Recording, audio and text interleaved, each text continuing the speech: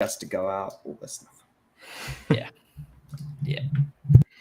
I say like I understand. I haven't got a clue. Not a clue.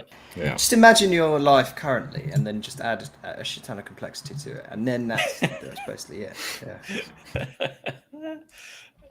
Yeah. I'm gonna get all the tweets out and all that good stuff in a second.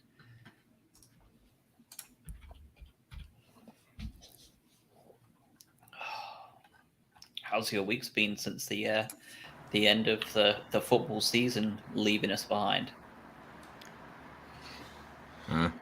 Good. Well, you're about to. I can see all your, the knickknacks and everything are gone, Craig. It's all there. Yeah. All gone. Ready to go. Next pod, I'll be somewhere completely different. So yeah. Where are you moving to? You said Ukrainian village, or I'm making that up?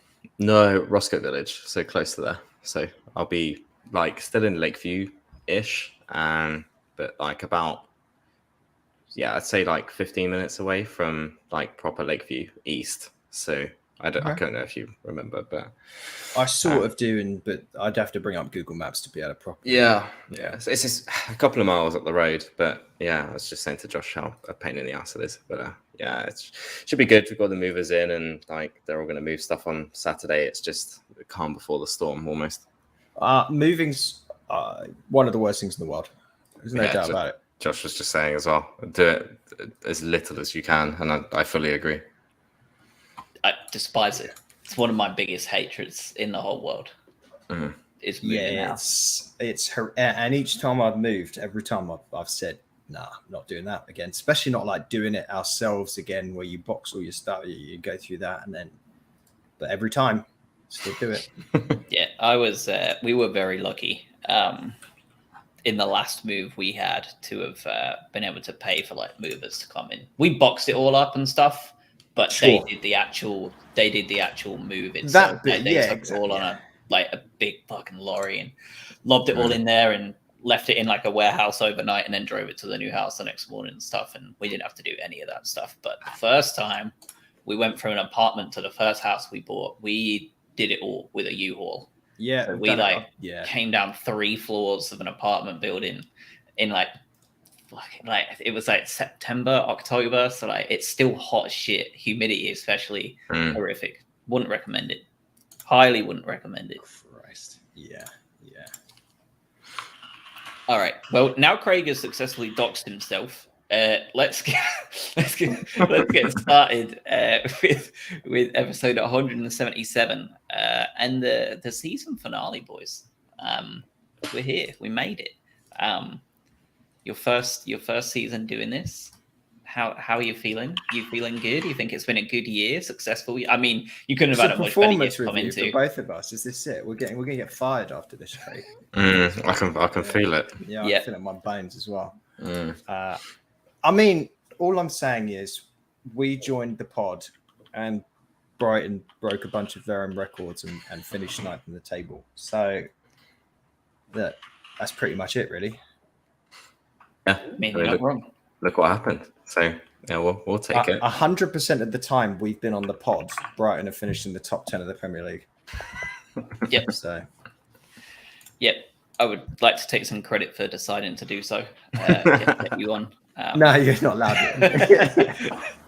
All right, let's talk about Lowdown today. So for those listening, I'm not sure we'll get many viewers tonight, given that it's very late in the UK and right in the middle of, as you say, Adam, getting shit done time, really, for the people over in the US. You're either still at work or you're just getting home and getting chilled out. So don't expect many people on here. But for those listening tomorrow morning, talking to you in the future from the past, we're going to go over stats first. Bunch of just interesting stats to talk about. Gives you a little bit of perspective when it comes to the inevitable transfer conversation we'll be having a little bit later on in the show. We're going to cover our favorite games, our worst games, a big shout out to the Together BHA Fantasy Premier League winner. Well worthy of a mention this year for reasons you'll find out shortly. Squad shakedown. So this is what we did last 2 years in a row. I used to bucket the players into what I thought was 5 categories. And we'll be going through those together today. We'll go through that first team squad and see what we think as to, how useful these players are and what their status is for nothing more than just fantasy booking, because it's fun. And then finishing off, we'll be talking about the inevitable transfer window. So all the rumors, all the stuff coming through that we've seen in just the last 10 days, which is more than I want to be seeing, especially as there seems to become more and more weight to one specific transfer. Now we're starting to talk about £60 million. That sounds more realistic, which is quite sad.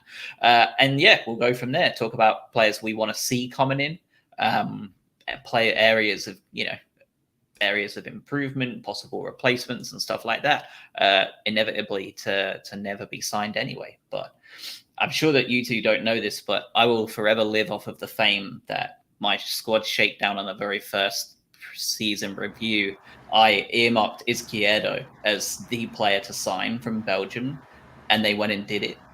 And I've lived my entire life off of the back of Izquierdo signing ever since. So we can try and revisit those dizzy heights again today. That's probably I'll do that then. I'll predict a Belgian league player coming to join Brighton. I've actually got 2. I think. I think I'll be pretty on it. 3. Yeah. I think you may have 3. Nah, Kozlowski ain't gonna come. No, he's on loan again, guaranteed. But yeah, I got 2. So starting off with the stats, let's start off with the obvious one real quick. Player of the season, I'm assuming, is Cucurella for all 3 of us. Is that correct? Just to make it a formality there. Yeah, nothing else to say. It is. All right, so I've got a bunch of stats here, and we can discuss them as much as we want to, or we don't. But for a lot of people who are listening to the show, sometimes they don't really pay attention, right? They just watch the games and go home and think what they think. So with some of the players, especially in the firing line, for outward and inward movement, there's some interesting stuff. So leading goal scorer this year, not a striker all alone. Mopé and Trossard with 8 goals apiece this season. The much maligned Trossard in the middle part of this season, from all of us, not just you, Adam, has came through and actually hit top scorer for the Albion. Rumors are we have a 1-year extension. Important to keep him, you think? Yeah, very important. He obviously has added goals to that, and he's a threat. I think 8 goals this season. There's a number of assists. I can't look at the assists because I haven't got them in front of me, but I think just the play that he has, and you saw the build up that he has with our formality player of the season as well. They play really well together. So I think it's important that we keep him. For the year, I think it's really important. But I want to see what Mitoma ends up looking like, because that's the most like-for-like swap positionally. I know Trossard often drifts in, but for the most part, towards the latter part of the season, he played in that sort of left wing back, but more pushed up than what I'd consider a traditional wing back. That's where Mitoma plays. Mitoma scored for Japan on international duty today, I think this morning as of recording. Nice goal too, wasn't it? I didn't actually see it, but let's say yes. Channeling is in a Danny Welbeck, I think he was, yeah. It was a chip from close range, really nice. But if he can become close to Nakata in some capacity, that wouldn't be too bad. But he played in 21 appearances in Belgium, 5 goals, 4 assists, give or take a contribution every couple of games for him. Let's see what he's like. There's been lots of chatter about him being a pretty impressive player coming in. It sounds like he's going to move straight into the squad next year from what we hear. Give him a year to bed in. And I think if you need to wave goodbye to Trossard, despite his very impressive season, if patchy, you make that decision. Yep. Sounds good to me. Neal Maupay as well. Let's not forget, also joining him top scorer on these charts. Clearly not 100% happy boy, despite the mixed messages he keeps putting out almost every single game day. He's clearly not 100% happy here, and yet he still ends the season joint top scorer. What do we make of this? Is it? I know, Adam, you said he's not going to be here, in your opinion, at the beginning of next season, but that's our joint top goal scorer we're looking at. it just tells me that we don't have good enough goal scorers. I know we just said that we just finished. I know all of that, like incredible, but it just says that maybe he's. I think for the expectations that we had for him coming in and what he would do, it's still not what you want. I don't think anyone can deny that. Yes, statistically it's there, but to the eye test, to Graham Potter's eye test, he dropped him for a number of games. Like clearly, it's not good enough. A lot of those goals were the first half of the season, though. If you just in that he always, and he did it the season before, like obviously started really quickly and then sort of fell off pretty quickly. And this season required him to drop to the bench. You know, I think it's only to re-emphasize Adam's point that we do not have a categorical goal scorer anymore, and the Premier League doesn't look like it really has too many of those anymore either. But yeah, I think he's good, but I don't think he's happy, and he's not getting the game time that he wants. So I guess we'll come on to that conversation.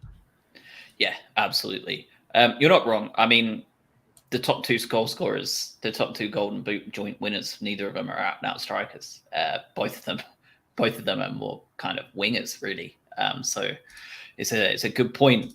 Onto the assists. Bit of a damning number, really. Only 4 is the top assist number. Really bad.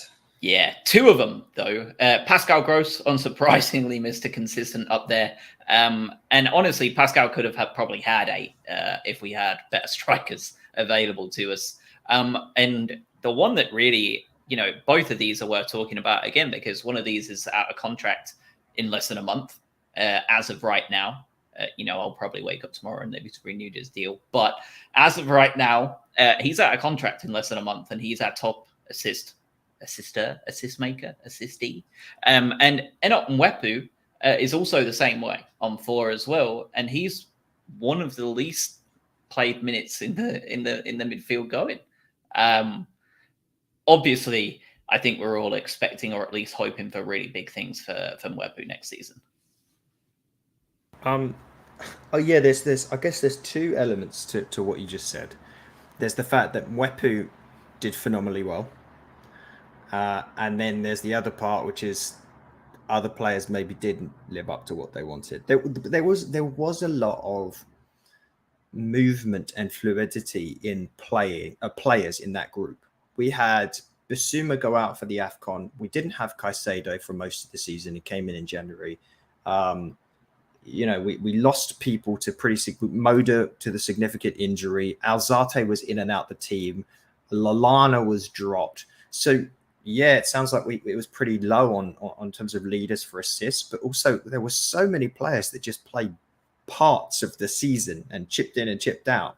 So that's tough. The other piece is if we're doing stats, we had the second worst XG differential in the league, which is, you know, same old story a little bit. Table positioning different this time around, but only Norwich were worse than us this year. Only Norwich. We ended up with a minus 12.45 XG differential, which if you don't follow XG, that's the difference between the number of goals a team actually scored and the number of goals the team is expected to score based on the quality of chances. I'm stealing this from Sky Sports. Worse than Burnley, worse than Watford. Yeah. Back on the Mwepu piece as well, just seeing that he played under 1,000 minutes out of the umpteen amounts that we played. I think he played about 30% of the game time that we had this season as well. So the manager managed to fit 4 assists in that short a span. I feel injury-wise, he seems a little bit prone. Let's just hope that he can stay injury-free for an entire season, and then we'll really see what he can do, because he is pretty special, but I think it's just his injuries that are inhibiting me a little bit. Didn't have that at Salzburg, so hopefully it was just a thing, just a weird thing that hit him. Well segued into the XG that was on there. I can delete that now. That's stolen. No, that was superbly integrated. You put it better than I would have. Man of the Match awards is an interesting one. So on Who Scored and SofaScore, they have what they consider their man of the match of the game. And Leandro Trossard tops that list for Albion too. 5 times he was considered the man of the match. in any game. We've already really spoken about Trossard a fair bit already, so I'm not going to go over that too much. But again, just highlighting the importance he's had, both early season and late season.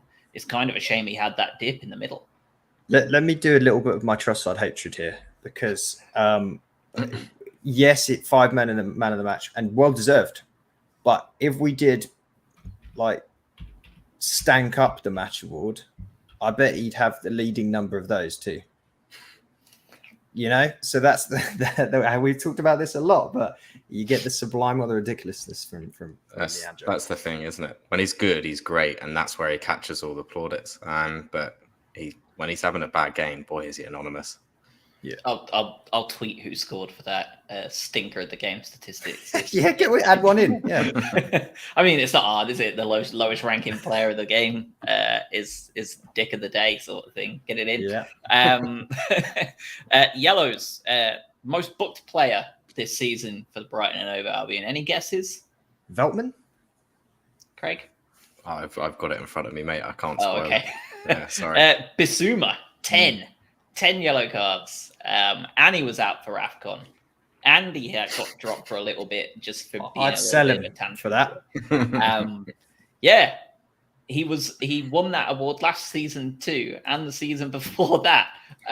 So the role of defensive midfielder is kind of an inevitability, right? I feel like it's always going to be the role that gets booked the most. But yeah. Bissouma leads the team. Red cards, first time in a while, I think ever in the Premier League, we've only had a top red card of 1. We've always had at least more than 1 red card. So joint winners here. Congratulations. Lewis Dunk and Robert Sanchez with 1 apiece. Sanchez's red card was very, very well earned. He deserved it, but in a good way. Yes, it was. It was. And I don't even remember Dunky's. Do you? No. Oh, what was it? No. The old dude brothers in the chat, if you can remember Lewis Dunk's yellow card, or the other 2 viewers I can see on the little eyeball emoji. If you know what Dunky's red was, let us know. I'm assuming it must have been maybe 2 yellows. Most minutes played is an interesting one. The winner of this last season was Benjamin White. Immediately hopped over to Arsenal. Rather scarily, the winner outfield this season is Marc Cucurella. Yeah, it's not surprising. With 3,092 minutes. Only topped by Sanchez, who, as a goalkeeper, that's exactly what should be happening most seasons. Didn't happen last year because of the swap halfway through. But every season is usually the goalkeeper is the leading man there. But Cucurella, Mr. Consistent. No injuries, nothing. He just steamrolled along for the entire season at 23 years old in his first go in the Premier League. Outrageous. I quite like the idea that we're treating some of our premium players like sports cars, where we know we're not going to have them for a very long period of time and we're going to sell them on, but we're going to absolutely destroy them, run them into the ground and then sell them on for a nice profit. White, maybe Cucurella. If that's what you're going to do, you may as well get the most use out of them. Yeah, not surprising at all. I was just looking up the Donkey red card as well. It was at Man United. That was a game to forget. That was one of the, I think if we do a most frustrating game, not worst, but most frustrating, that was the most frustrating game, or one of the Norwich games. And that kicked off our losing streak too, didn't it? Mm. And that wasn't a red, was it? If I recall correctly, that was a dodgy decision. That's ringing some bells. Yeah. Yeah. Yeah. That is annoying. Actually, now I remember it. Norwich is annoying because we should have had that penalty in the first Norwich game that VAR looked at 3 times and totally ignored, similar to the Forest game last weekend, which was a clear foul and a pen. And VAR just went, nah, mate, you're right. Forest chairman now being investigated for narcos / Breaking Bad levels of corruption. So say no more. Interceptions, most interceptions per game. Bissouma, an average of 1.9 successful interceptions per game. unsurprising there. That's kind of the job he's been Yeah, brought you, in you for, right? take you take the yellow cards if he gets the interceptions awards. That's fine. Yep. Mhm. Clearances, and they have to have played more than 12 games to be eligible for this. Shane Duffy with a whopping 4.2 clearances per game. I got these numbers a while ago, but I believe the next closest was like at most in the low threes. Like he's a clearance machine. Just get it out, boys. I wouldn't have guessed that if you'd given me 20 minutes. Yeah. No, You well, you forget would how. have gone through the whole squad in that time, Adam. Yeah, yeah. I'd Duffy. I'd like to hope so. Yeah. Yeah. But you forget how good he started the season as well. It feels like so long ago. But yeah. Yeah. Blocks. Most successful blocks in a game. It has to be always Lewis. It's always Lewis Dunk, surely. It is a joint winner with an average of 1 block per game successful, Duffy and Dunk, Yeah. which again just Yeah. shows how much he decided to just throw his body on the line for the 12 odd games he played in. Shane Duffy. What a guy. Again, interceptions and tackles king. Most tackles, successful tackles in a game, an average of 2.9. Bissouma, again, tops the list. Those yellow cards starting to make sense Yeah. as they roll down the list. Total number of key passes per game. Unsurprisingly, Pascal Gross, 2.1 per game. And then aerial battles, 1. Shane Duffy, an average of 3.6 per game. Not a particularly amount of surprising names in there, is there? No. It's kind of shocking to see that Duffy played 18 games this season. I thought it was like the first 5 or 6, and then he was out, but apparently not. It's a long season, isn't it, when you look back? Yeah, it really is. It does feel like, especially our season this year, where it felt like absolutely 2/3 seasons in one, based on our form and the way we ebbed and flowed. Very bizarre one. Like the last, I guess, from about sort of March, April onwards, felt like an entirely different season from prior to that point. It really did. Yeah, big difference. And then with the COVID drama all over Christmas as well, it almost felt like there was a season break there for a lot of teams, which also throws in that weird aspect as well. Let's move on. Well, does anybody else have any stats they want to share? Anything? I've got something knocking about here. Hold on. I thought you might. I knew you had the XG there, so I thought there might I've got be XG. That was squirreled in away. my back pocket. Yeah, well, firstly, if you don't follow Albion Analytics, if you listen to this podcast, you probably should be following Albion Analytics because they always post some really good stuff. Brighton's ranking among non-Big Six sides in the league this year.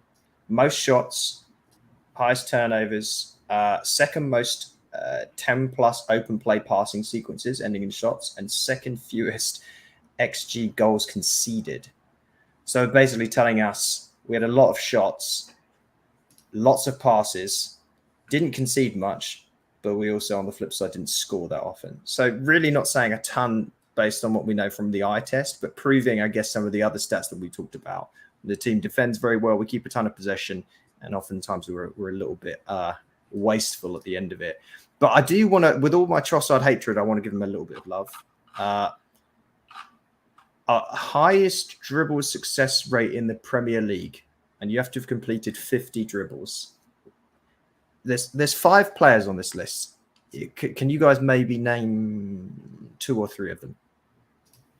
Whole Premier League. Saint Maximin's got to be up there. He's number 5. Son? Nope. There's 2 English players on the list. Jared Bowen? Yeah, that's what I was going to say. No. Wow. His teammate is on it. Jared Bowen's teammate's on there. Declan. Mr. Rice. Number 2, Declan Rice. Wow. Of highest dribble success rate, because he just motors forward, doesn't he, when he wins that ball. The other Englishman is Walker Peters. Bizarrely in third, Sissoko. He used to do that. I didn't think he did that this season. Number 1, Leandro Trossard. 70% dribble success rate. Highest in the Premier League. Very good. I never want to hear someone say he can't beat his man ever again. Never. Yeah. Apart from 30% of the time.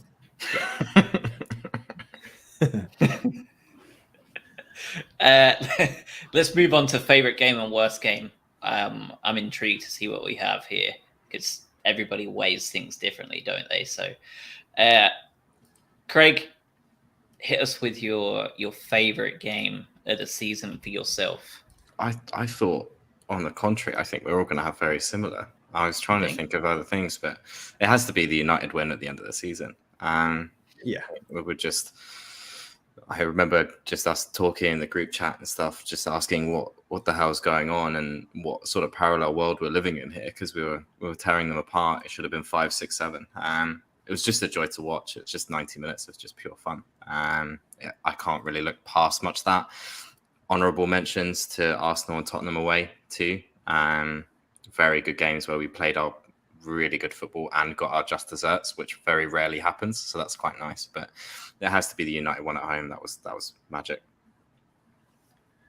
Yeah, for me, it is United at home for all the reasons you just said. The Mopé's goal at Palace is early on in the season. If we go down to moments, like amazing moments, that stands out for me. And it wasn't even 3 points. But I think where we were at in the season, coming off, that was our 6th game of the season.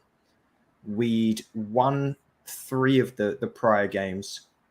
We'd only lost against Everton. And that really felt like just the biggest, F you to those guys up there. And it's hard to top those moments. And it was nice that it was Mopé. There was just a lot of things going on there. It wasn't the best game. That was Man United. That's when we went on an absolute draw madness at that point. I think we drew like the next 10 out of 12 or something ridiculous. That was Adam and his magical formula, wasn't it? Draw, lose. And we've done that 3 times over. Yep. Manchester United for me as well. It was just outrageous, wasn't it? The honourable mention for me is both Watford games, and the reason I say it is not because we won like we did, but the manner in which we won. And I think it's the first time in 5 seasons we've been here now. I think it's the first time in 5 years I could say, and anyone watching it could say, this looks like a Premier League team against a Championship team, and we aren't the ones considered the Championship team. Yeah. Like, we look like an established Premier League side toying with a smaller club. And that was something that Albion haven't been capable of doing for a long time. Not in the manner that they did. And then to do it twice, to go ahead and do it again later on in the season, for me was really impressive. They just dominated them from start to finish. And I feel like it's very rare that we ever watch a game and think we're totally comfortable from minute 1 to minute 90 without a worry. It was it was the second game of the season, was it? First home game at the Amex. And it was just Adam Webster charging constantly up and passing it to the right side just over and over again. And they just didn't do anything about it. Because I think we went into that game, didn't we? Because we did the Burnley comeback and there were question marks. And you look at the Watford front line, and this was back, remember, this is second game of the season. Watford weren't just like this, they're going to be the worst team in the league, or the second worst team. You were scared of that front grouping. They just battered Villa. Yeah. And it was just surprising. I think the worst part, though, was that just coming off the back of that, like, we can beat anyone now. We beat Burnley, smashed Watford, just get destroyed by Everton. Demarai Gray. Such is football. Yeah. Worst game? Now, this one I thought would be... Yeah, that Everton game is up there, isn't it? Yeah. What have we got? I can go. I think it's the Burnley game in February, because of the feeling of momentum that we had generated. Win against Brentford, draw against Chelsea, win against Everton, draw against Palace, draw against Leicester, draw against Chelsea in that incredible game, win against Watford, and get smashed 3-0 against Burnley. Horrid feeling. An honourable mention for me, and someone will probably have this one as well, though, that Man United game that we just mentioned before was just a sad game that I don't think we deserved to lose 1-0, let alone 2-0. Yeah, I had Burnley on my list too. It's just, yeah, really bad. I had Everton too. Just considering the hindsight of the full season and sort of, I guess, going down in that way against the team that really wasn't that good over 38 games at all. It's disappointing. And then there's a honourable mention for me around, I think it was Tottenham at home, where we just didn't produce anything. And it was just a really bad game to watch. I remember it just because it was so dull and we really didn't do anything. So there's a few to pick, but I think Burnley and Everton are up there for sure for me. Yeah, Burnley was up there. I couldn't think of anything else for me. That was just horrific. From the minute we started, it was just bad. Bad football, bad everything. We just were bad. It could have been 6. Like, honestly, at the end of that first half, it felt like they were just destroying us every time they came forward. And I think as well, like, it really, the United game was bad enough, but that really put like the cherry on top of the beginning of that shit show of a run. Horrible run. It was a gut punch, wasn't it? It was like finally just wind in the sails, and then just, of all clubs, Burnley come along. Don't have to worry about that this year. They can't hurt us now. There's always a new Burnley. We'll get on. I'm sure we'll get onto this, but the pedigree of the Premier League coming into this next season, it feels potentially, depending on signings, one of the strongest ever. It doesn't feel like you can go, these 3 teams are crap enough that they're definitely going down. It doesn't feel like that. But anyway. Yeah, no, I agree. Fantasy Premier League, Together BHA Fantasy League, been running for 2 years now. Last year it went down to the last day and was very close. This year did not. Richard Tipple with Cancelo Culture, great name, by the way, dominated. Finished the year on 2,699 points. Second place, 2,559. Don't feel bad, anyone who played in that league. Mr. Tipple finished 1,059th in the world this year. Out of 7 million players, he really wanted it. Unbelievable. That is crazy. That's why I didn't win. So congratulations to him, but he's banned now from next year. yeah, he's that's the prize. Never allowed back. So the winner basically just gets a unspecified amount of money to spend in a club shop, and I get that shipped to them as the dub. And he decided that all he wanted for Christmas was the Brian Horton book. So he went ahead and grabbed that. Brian himself was delighted by it. He even had something to say on Twitter. I told him to really enjoy the book, which was a bit random. Brian's just perusing his own name just in case. Something to do, isn't it? Yeah. I mean, I suppose if I was in any way mildly famous, I'd probably get tempted every now and again, see if anyone said anything about me. If I was Amber Heard, I'd probably stay away from that for now. But for Brian Horton, what's he got to lose? Just quick shout out, actually, at Seagull_Rich on Twitter, if you want to follow him next year. May have been a one-hit wonder, and he may lead you astray and take you to a 4 millionth place finish. But if you think he may be the chosen one, get following him at Seagull Rich to see if he can do it twice. If he can, then he will be banned. Absolutely. Let's talk squad status, transfers, possible outgoing transfers. What we're going to do is we're going to go through every single player. I'm going to read out every single player in the squad, and we can debate amongst ourselves which category, which bucket you want them to live in. And they have 5 different buckets. So you've got the expendables. So who cares? Get rid of them. Could not care less if they're here next year. Squad player. Pretty self-explanatory. First 11 player. Pretty self-explanatory. The one that I lovingly call the Ted DiBiase gang. And that's everyone's got a price. So even though you would really like to keep him, and Craig will like it, Adam won't understand what the fuck I'm on about. But the idea is that, yes, they're very good. They're great even, but these guys are probably going to be attracting stupid enough sums of money that we can allow to go. So Ben White last year would have been classified as a first 11 player, but he definitely would have fit more into the everyone's got a price tag group. And then the final group is the untouchables. It doesn't matter how much money you throw at us. This player, it needs to be FFP breaking amounts of money. He's so important to our building and our foundation of our squad. Maybe there won't even be anyone in that list. But if there is, we'll find out in short order.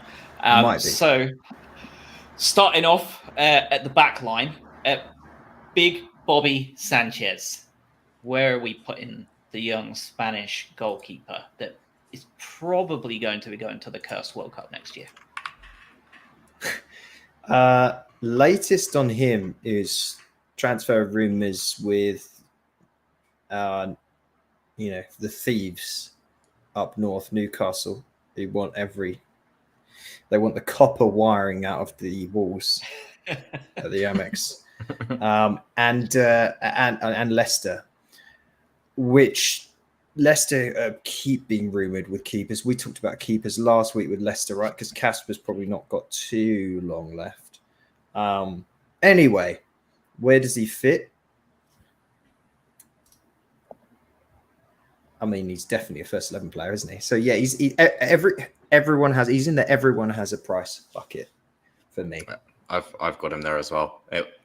Obviously, he's integral until we see some extreme amounts of blood money potentially. So if it's extortionate, then sure, but I wouldn't have him just in the untouchable. I think he's just there. Everyone has a price. Yep, I would probably go with that as well. Just because he is one of those players that may well attract those outrageous amounts of money, like you say, that they really could break the bank if they're stupid enough to. All right, unanimous decision straight away. Mr. Steele next. Jason Steele.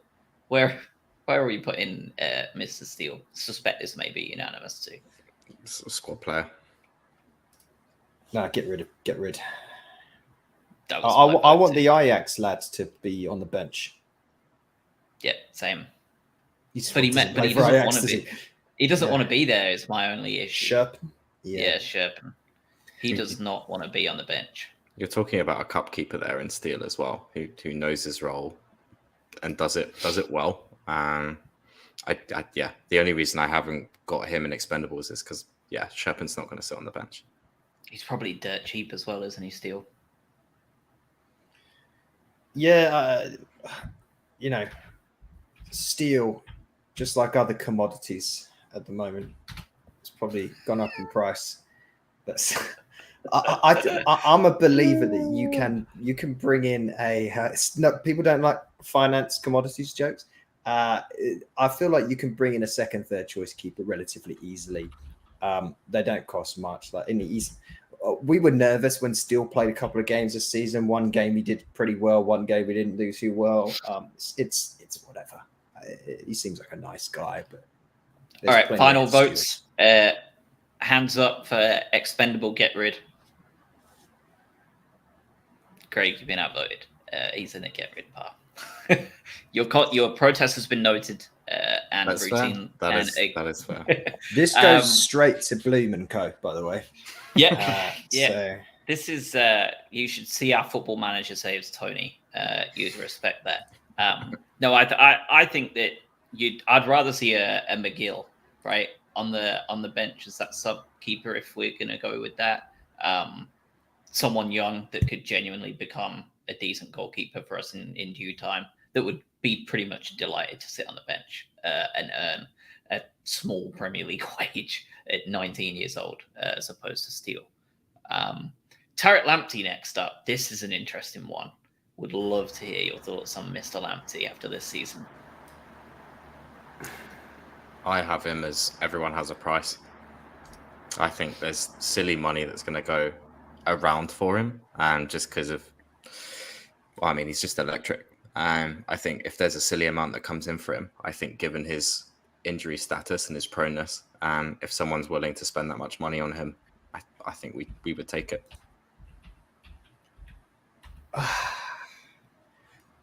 Here's the problem with Tarek. He's suffered from his difficult second album, difficult second season scenario, and with the injury, he's not been the same since. We know that.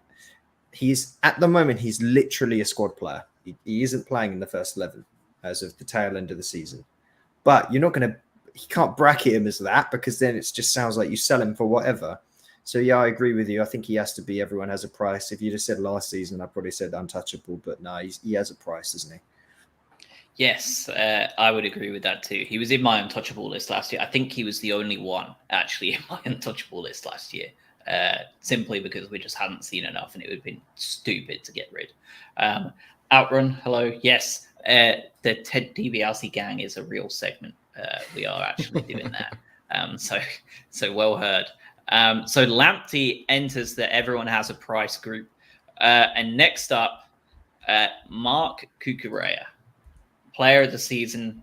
Let's take this opportunity to talk about the last 10 days of this saga that may well go another 10 or 40, depending on how long this shit drags out. What is going on here? Expendable, isn't he? I'm still of the belief he doesn't leave. And I may sound very, very stupid very soon, which is not going to be the first time. But I'm not buying into, firstly, that all of these initial reports coming out, and you mentioned this earlier, they were like, what were they, 25, 30 million? So, well, no, that's not going to happen. I think the only way that you can ever justify a fee like that for a player that has clearly just come in and done what he's done is you say, well, you only paid X amount for him 12 months ago. You've just doubled your money, basically. It ended up being, 17, 18, all said and done. Well, you take that and you walk away. It's a smart business move. And you sign someone again for 15 this time around, and you're set. Enjoy the other 20 million you've got in your pocket. That makes business sense, but I think the fans, ourselves included, I'd be outraged if we sold him for 30, 35. It seems like such a waste. It seems like a generational style talent. If he goes, it's going to be for a lot, I would hope, but I don't think he goes. All the pretending the no accounts are now saying 60 million, aren't they? If I read the report from that, if I read that on the club website in 2 weeks' time, I'm a lot less upset than 30. If it goes for 60, then you go, yeah, I get it. It's hard though, isn't it? Craig, what do you think? I mean, would you, if you saw on the website 60 million, would you make peace with that? I honestly have no idea. I feel like I'm just chucking everyone into the same bucket, like a pure Ted DiBiase. But for me, he is untouchable. I think I would still be annoyed if I saw 60 mil pop up on the website. I think player of the season, player of the season, like 23, 24, probably going to the World Cup. Give us one more season, see how high we can get, and then you can get your big move. He's got time. And I just think I'm with you, Adam. I don't think he leaves. Will I make peace that we made a lot of money off him? Sure, but I'd still be very disappointed.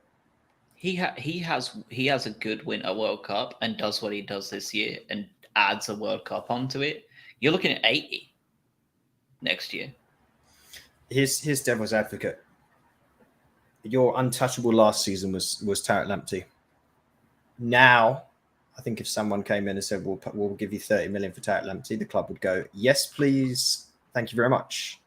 Things can change. If Mark ends up suddenly tears his ACL, something goes wrong next season, and the club could have taken 60 million. Yeah, anything can happen here. So All that's right. the other side. Where are we voting, boys? I am untouchable. I am voting that Cucurella is untouchable. I wouldn't be upset if I saw £60 million, but I would mourn him if I did. Yeah, I wouldn't be at peace, so I'd be untouchable as well. No, there's no player in the history of football at any club that I will ever say is untouchable. Every player has a price. It's just an amount. Spoiler alert for the rest of your list here. I might change my mind in 2 minutes. Who knows? Don't you dare sell Shane Duffy. Cucurella is entering the untouchable gang just because you lost the Democratic vote, Adam. Yeah, I mean, Pep's going to show you up in about a week potentially. So yeah, the bold fraud is going to absolutely mug us off, isn't he? He's the follicle antithesis to the bald fraud, Mark Cucurella. I think in some ways, part of this is it's a hair-based transfer move. So clip that. Next up, Adam Webster.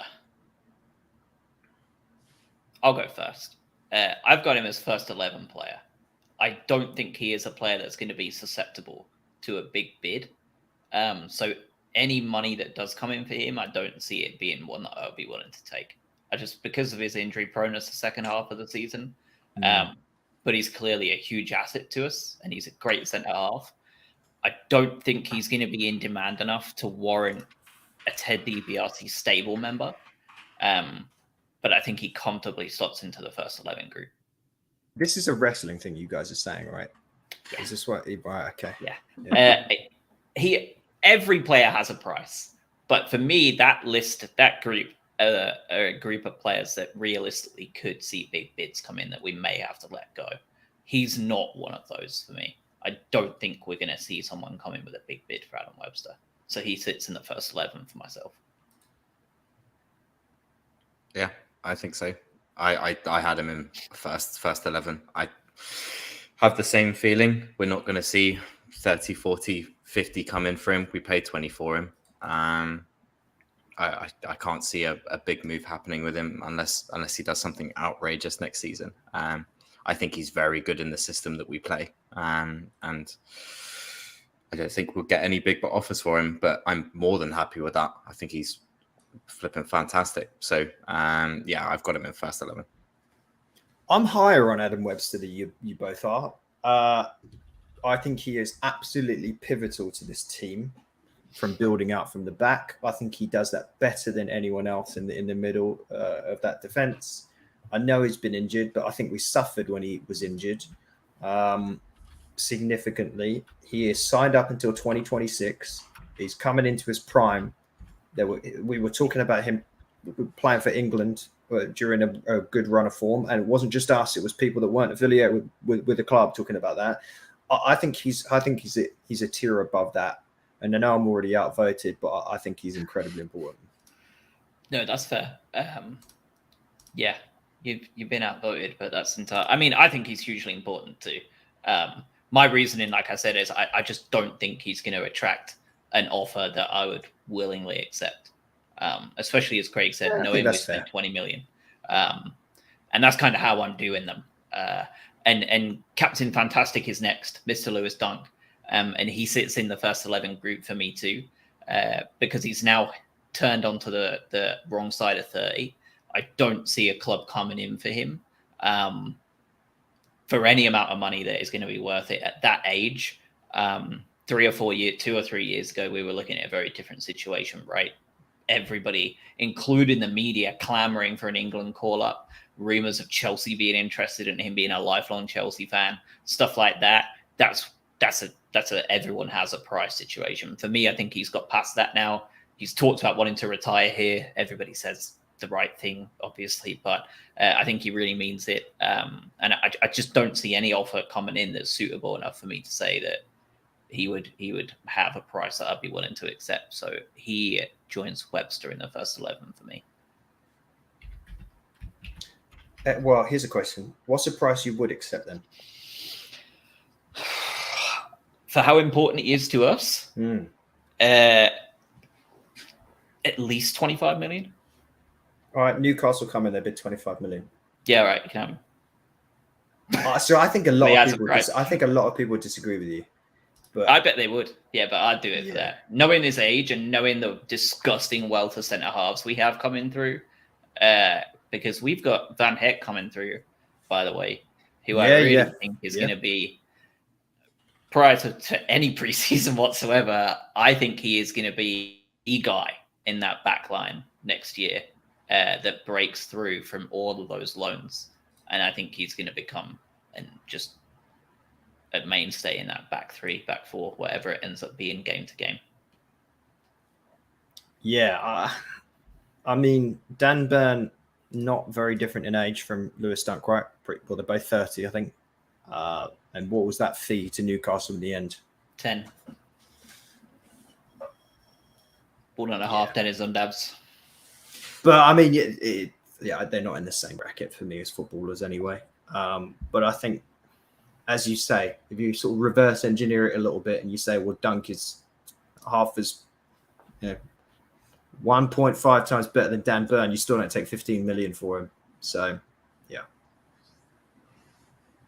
I think just on the premise of Webster as well, I've put them in the same bracket. I've sort of treated them the same. I think they're both incredibly important to what we do and how we play.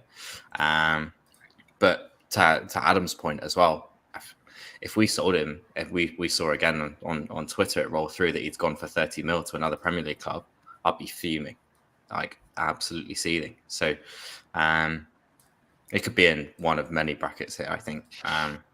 It's more of a case that it's not in everyone has a prize, because I'd be fuming regardless, and not because, I mean, does that make him untouchable then?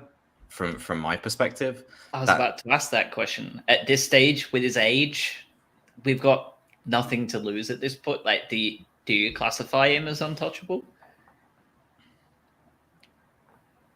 Do you drop him? Is he never going to be in your back 3 or 4? Adam, Mr. Never Untouchable, what do you think? No, because I would sell him. I'd sell him for the right money.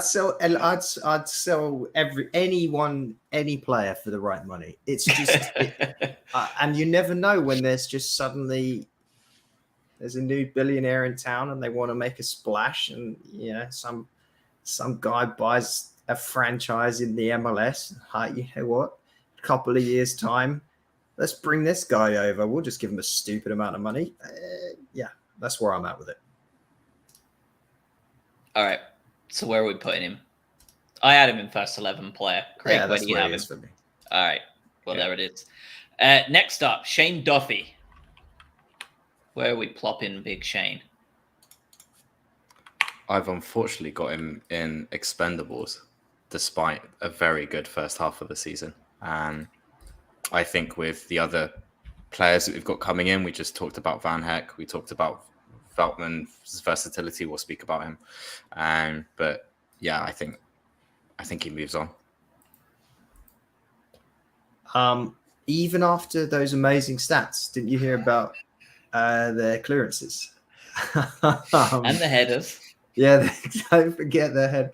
I mean, I think his renaissance after Celtic has been incredible. There's no doubt about that. But here's my issue with him. He earns 40,000 a week, which puts him as more expensive than Adam Webster, Joel Veltman, Tarek Lamptey, Enoch Wepu, Alexis McAllister, and just slightly cheaper than Leandro Trossard. He is not worth that money. And for me, that means he is expendable. Yep, unanimous decision.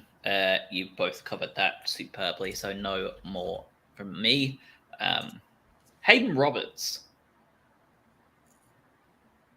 What are we doing with young Mr. Roberts, who has floated in and out of that squad?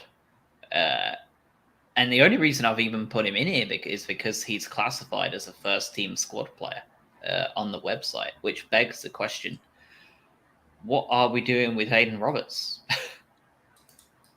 I have him in Expendables with a year left on his contract. He spent a lot of time on that bench, never came off it, and then subsequently was replaced by Ophir and other centre backs that were probably more preferred. He doesn't look anywhere near in line. And again, with Van Heck coming in, probably going pretty high to the top. I've got him an expendable again.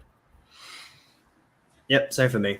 I mean, it sounds like a rumor today about Napoli bidding for Leo Ostergaard on a permanent fee. You've already talked about Van Heck. Clearly, there's a good supply line there, and I'm not sure if Roberts is necessarily a part of that. 24-year-old West Brom player of the season, Matt Clark, too, by the way. Everybody forgets about Matt Clark, but he's still only 24.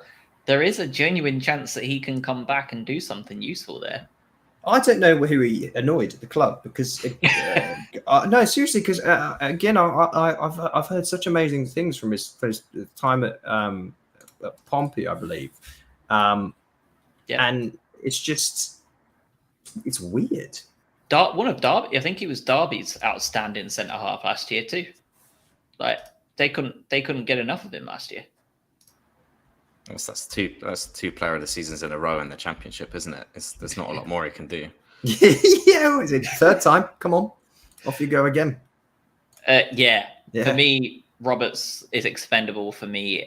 I think he'll be going out on loan this season to a Championship team probably, and he's probably going to go the Ostergaard route if we see enough that we like it. I think we might keep him another year, but I think inevitably he's going to go somewhere. Now, Napoli, though, to Ostergaard, I've seen anywhere from 4 to 8 million for him, plus add-ons. I can only imagine the disgusting amount of add-ons that Tony will be packing onto that contract. We could double our money with the amount of add-ons on there. I would bet. Yeah, I mean, you take what you can get there anyway, right? Especially with we're overusing it. But how much was Indev? Right. Yeah, he ain't done anything yet. He's going to be so bad, isn't he? We're going to be begging for Mope back in. Bring him back in. He'll do it for us. There's going to be people flying planes over the top of the Amex. Like, start Neil Mope. Like the White Lives Matter banner at Burnley. God, you will not be missed. Yeah, that's right. God, I've forgotten about that. Almost to protect my brain. Yeah. Yeah. I hate them so much. Veltman. Joel Veltman. I'll always love him because he is just one of the best signings we've ever made, value for money wise, in the Premier League. For me, he sits firmly in squad player though. I foresee him being beaten out of that starting 11 by Van Heck throughout preseason. And I would predict by about game 8, he's fully in there. In the same way that Veltman did to Duffy, funnily enough, this year. I think we may see Van Heck do the same thing to his Dutch compatriot. I think he's going to just beat him out of that 11 and stay there. So for me, his know-how, his ability to fill in just about anywhere in that back line, and just how good and consistent he is, I wouldn't ever want to see him go, but I think he's firmly in that squad player for me. I have him higher. I have him on the first 11. This is a player beaten from player of the season by a purely outstanding player with magical hair. So I think he's just incredible. I think he's super reliable. I think he's done so well. He rarely puts a foot wrong. I'd be upset if he was like sort of in that realm. I think Van Heck obviously has a lot about him, but it's going to take some beating to try and push Veltman out of that squad. I've got him in first 11. The new boys are going to overrule here. Look at this. There's been a coup. Yeah, I agree with everything you said, Craig. Yeah, he's first 11 for me. Right, and that'll be everything. Thanks so much for your time today, boys. No, that's awesome. Into the first 11 category, he goes. Love it. Yeah, stop the count. Stop it. Next up is an interesting one. Mr. Bissouma. Already the rumors are ongoing. I think I've heard about 8 different names now already this summer. Manchester United, Liverpool, Roma, Villa, Newcastle, Chelsea at one point because they were going to come and get both him and Cucurella at one point, was the rumor, for like 90 million. Just after that ridiculous bid went through. And yeah, he's very much in demand. And the bidding war is just going to, as predicted, together BHA and probably most podcasts Albion based. There's a lot of teams interested in him with a year left on his deal. And the likelihood is this bidding war is going to continue for at least a few weeks. So where do we see him? Where do we see Bissouma? I have him in the Ted DiBiase category. I think he has a price, and I think I'll be happy with it. You take into account a year left on the contract. Doesn't look like he's going to renew it. If he does, amazing. And we saw that slight dip after January where, for whatever reason, it means he's got that in his locker. But I think someone's going to pay a silly amount for him. He has a year left on his contract. I'd be perfectly comfortable with that, as long as the price is right. I've added a little bit of Bruce Forsyth in there as well for you. Jesus. Nice to see you.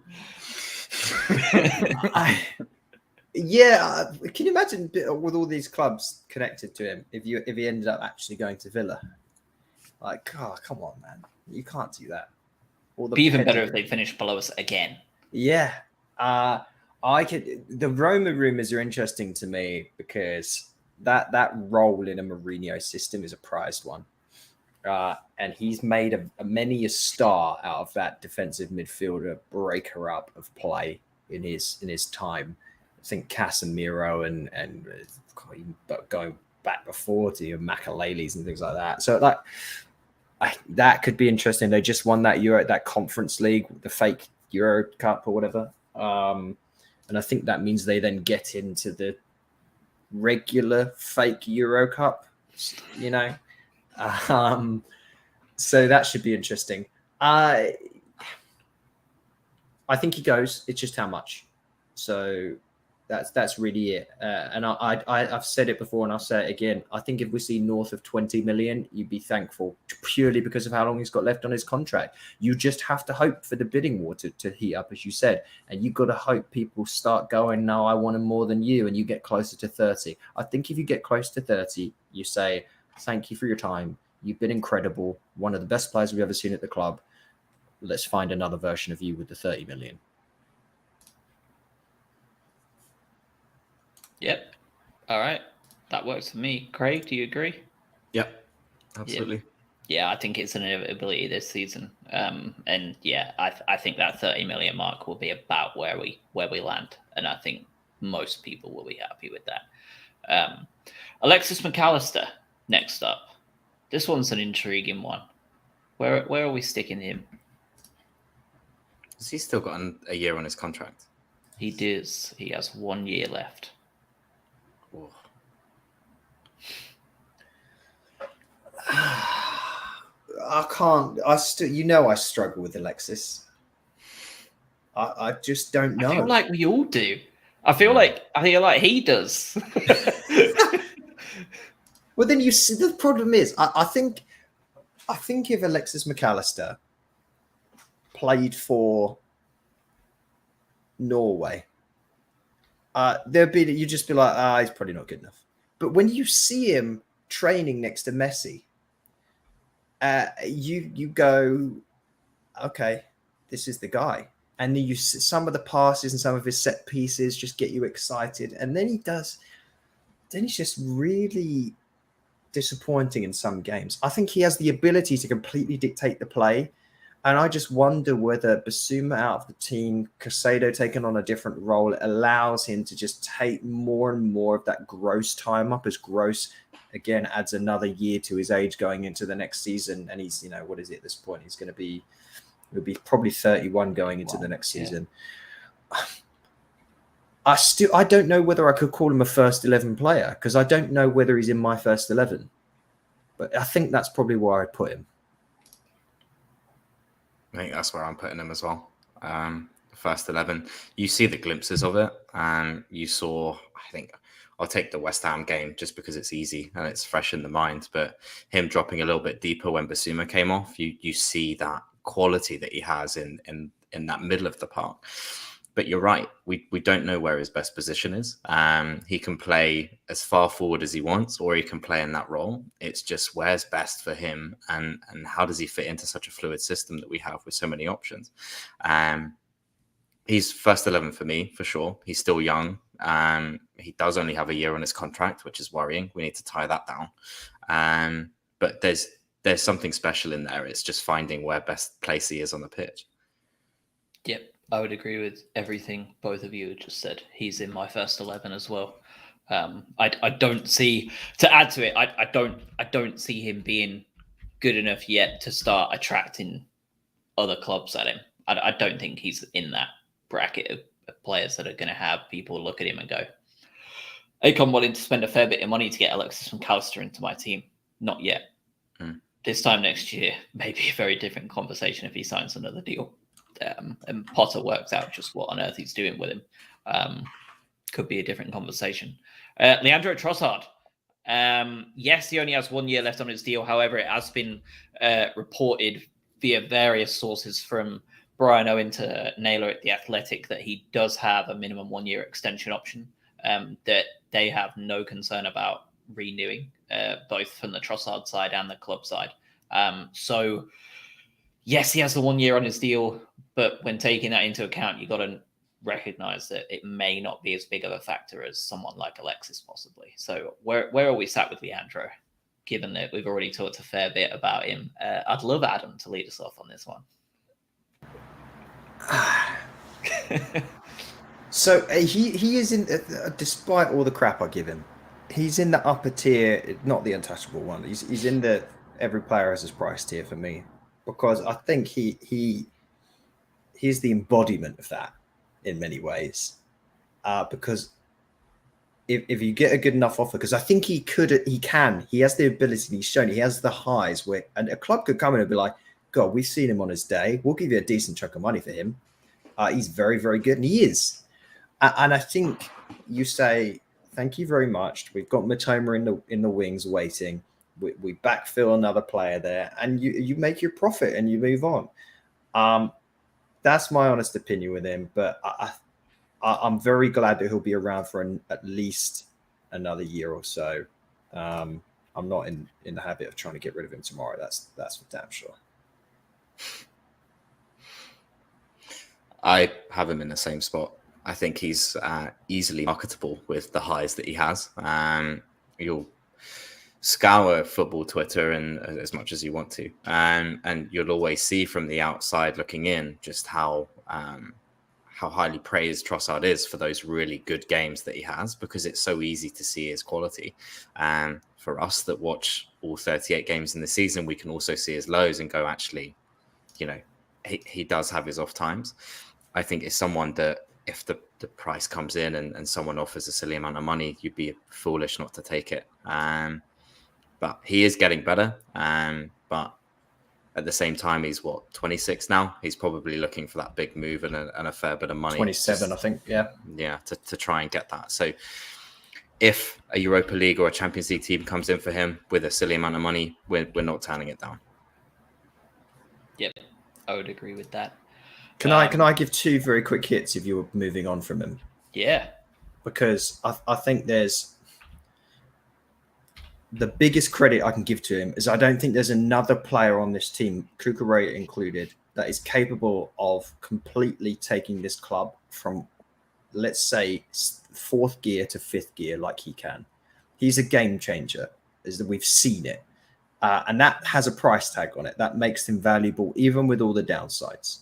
I really don't think we have another player like that. But the only other thing I'd say is that if we're going to play him as like this pseudo left wing back when we pivoted to that sort of tactical setup towards the end of the season, which worked, we were performing incredibly well. Yeah. I don't know if that's really, you can replace that. You can replace Trossard with a player that does that role for a lot cheaper than what you'd sell Trossard for. And I think if you then bring back to where he arguably is his best, where he plays sort of in that central weaving around role just behind like number 10 kind of role, well, that's where I want Sarmiento to step in over the next year and 2 years and start there, because he really, really excites me.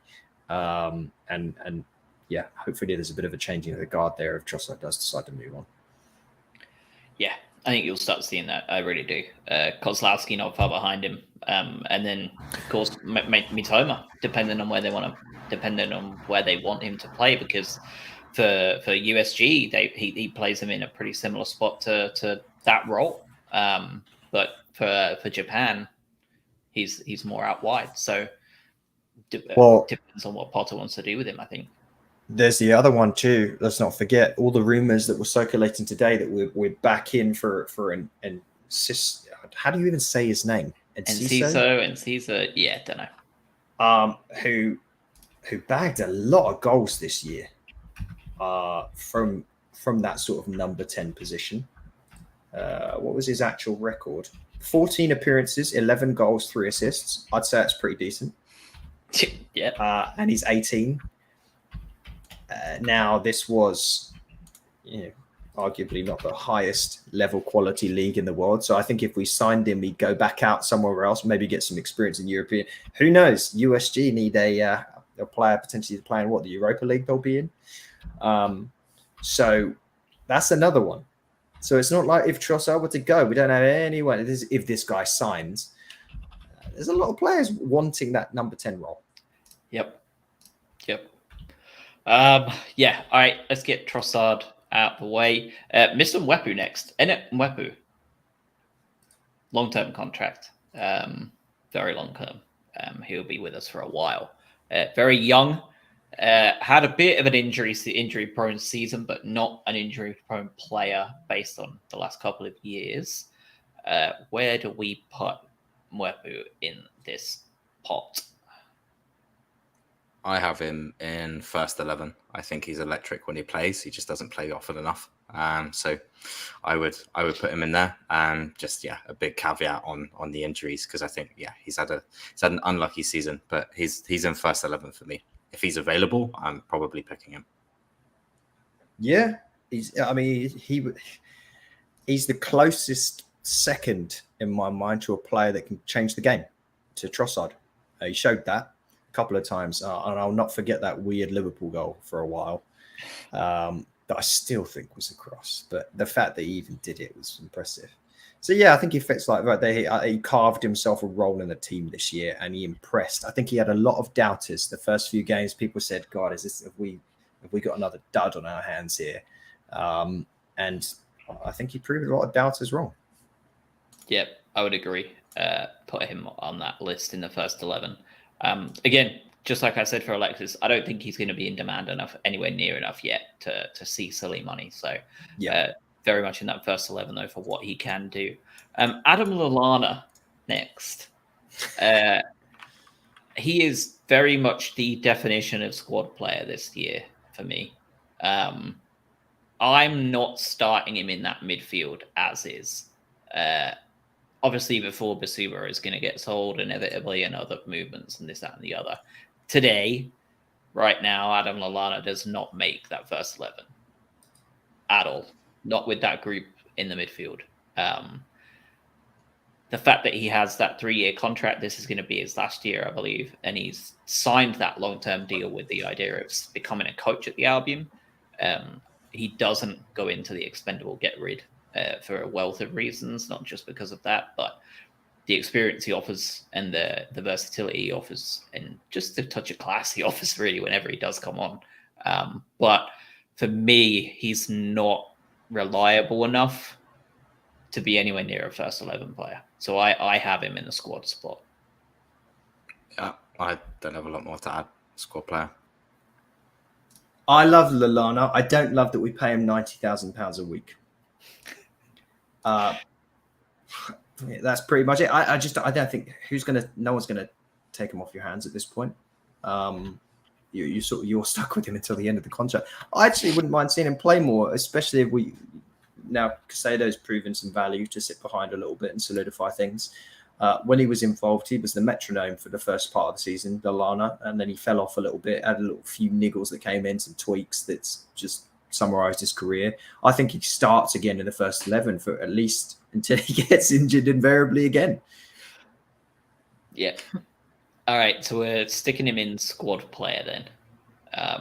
That's where he's going to sit. Pascal Gross, next up.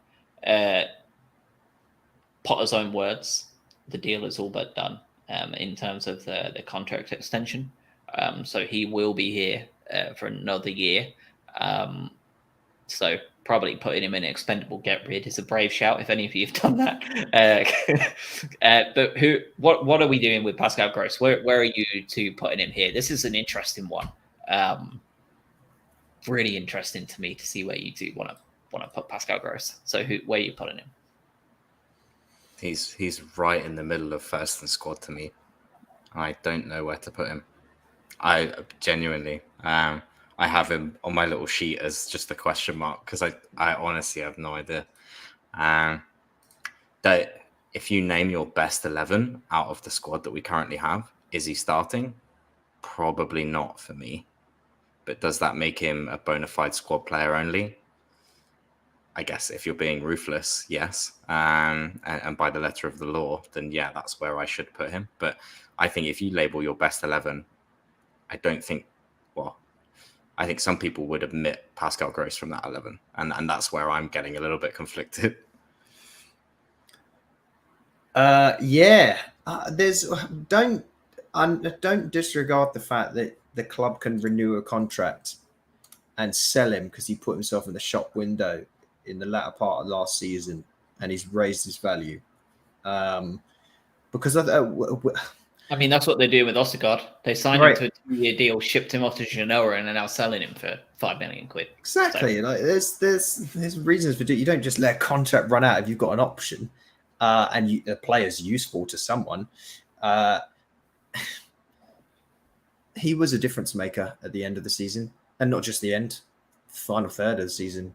I hope that continues because he was not good for a decent chunk prior to that. But coming off this season and where we're at, for me, he is in my first. It is in my first 11, and he pips Alexis to that for me. I want him playing over Alexis for another year or until he decides to fall out of form. That's the difference for me. I expected these responses. I actually expected them to be the opposite way around, to be honest. But I agree with Adam. I think I would want Pascal over Alexis with Mwepu. That's your two top assisters. Yeah. Let's see what they can do with an Undav, whoever else up there. At that point, the strikers can't complain. You've got two very different types of players, but both are clearly huge chance for creators. And Alexis just isn't that quite yet. So for me, I had him as first 11 too. But he's one of those players that is right there in the fact that, like, I wouldn't, similar to Veltman, I wouldn't be shocked if he was bumped down a notch halfway through the season from an Albion perspective. I wouldn't be surprised if Alexis showed enough or whoever else showed enough to put him back into the squad player category. But for me, I had him in first 11 as well. Interesting one too coming up. Jakub Moder. I mean, I feel like it's just IR. It's hard to do it to say anything about him. He was consistently in the first 11 for a good period of time. He's at the right age. He's shown quality at an international level. He was on this incredible upward trajectory. It was just such a bleak moment to see him get injured in such a horrible way. So I think we'd be doing a disservice to put him anything, at least in my opinion, anything lower than that. But it's hard to even grade him now. He's going to be out for so long. You don't know how some players just find it hard to come back from those injuries. Yeah, I remember there's a few things flying about around sort of that sort of injury and the expected time frame of 100% recovery, not just being able to play football, but to come back from it and fully be back to normal. You know, that does take a season and a half and 2 seasons sometimes. So such a shame because he's a really good player. It's just I don't expect to see him at all next season, unfortunately. Yeah, I would agree with that. He was similar to Gross and Veltman for me, like right in between that first 11 and squad, because for all intents and purposes, he was the first 11 player. Post-injury, what is he? Is he going to be capable of coming back and playing to a level where he can break back in? Or is he just going to be another Izquierdo that never makes it back to that level of quality? Because a lot of people forget that Izquierdo was the guy from a game-changing standpoint. Yeah, so he was the OG Trossard. Yeah, he was, yeah. And then that meniscus tear basically ruined his entire career, and he's never going to financially recover from that. Tiger King reference there. So yeah, like he's now the new version of that as to whether Moda can do that. So for that reason, I had him in squad player, because as of right now, I can't see him being anything more than. I think you're right, and you'll probably segue onto this, but with Caicedo coming in as well, like my first 11 has Caicedo in it now. Same, yeah. I would agree with that. Yeah, just unbelievable talent. Nice little quick one there, wasn't it? Yeah. Yeah. Get one done. Yeah. We can move out. Yeah, we can move on there. I don't think anybody has any worries about that. Let's talk about another option here that Outrun in the chat has just talked about. He considers Alexis McAllister to be very similar to another player, Solly March. Sometimes he looks like the best player on the team, sometimes he doesn't, but he's very much a utility player in that you can play him all over the place. Solly March, just about anywhere on the flank, either side, he will do it. And anywhere in the middle of the park, Alexis will do his very level best to do that job as well. So I can definitely see the similarities there. But Solly March, for me, I mean, he's firmly in the squad player group. I can't put him any higher than that, but he's sitting there for me. I think he's the quintessential best version of squad player you can think of. You don't feel bad when he comes into a game. He makes a difference. He's a change of pace. You don't feel terrible when he starts. He's never going to be the permanent option. Squad player, great. Yeah. When you said utility, I immediately went squad. So that's pretty much the summation of it for me too. Would you possibly say he is the Brighton and Hove Albion Ryan Fitzpatrick? Well, he's not retired yet. He doesn't have enough memes around him. He's not enigmatic enough. But I would love to see the beard on him though. I'd say, can Solly March grow a beard? I don't think he can. At He's best, a sort of stash. 27 and doesn't look like he's had a hair on his face his whole life. Stephen Alzate next up. Graham Potter was quoted just today saying he is still very much a fan of what Alzate has to offer and is very much looking forward to seeing him break into the first team next season and produce more and provide more and become more important to the team.